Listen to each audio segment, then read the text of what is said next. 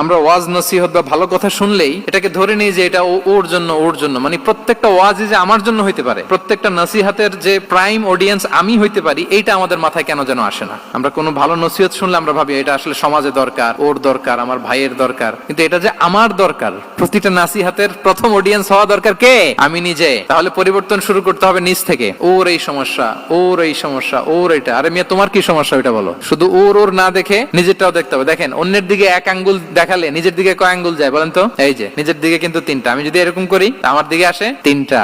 এজন্য নিজ থেকে, নিজের ফ্যামিলি থেকে আমরা সংস্কার শুরু করব। ওমরে ফারুক রাদিয়াল্লাহু তাআলা আনহু যখন ফ্যামিলি মিটিং এ বসতেন, উনি ওনার সন্তানদেরকে বলতেন, শোনো, তোমরা খলিফাতুল মুসলিমিন, আমিরুল মুমিনিনের সন্তান। তোমাদের কোনো বাজে কাজ যদি সমাজে আসে, তোমাদের কোনো অন্যায় যদি আমার কানে আসে, অন্যের জন্য যা শাস্তি তোমাদের জন্য হবে ডবল শাস্তি। ওমরে ফারুক সন্তানদেরকে বলতেন, হদ কায়েম করা লাগে এমন অন্যায় যদি করো, একটা হচ্ছে আল্লাহর দেয়া হদ, আর একটা হবে আমি উমরের দেয়া হদ।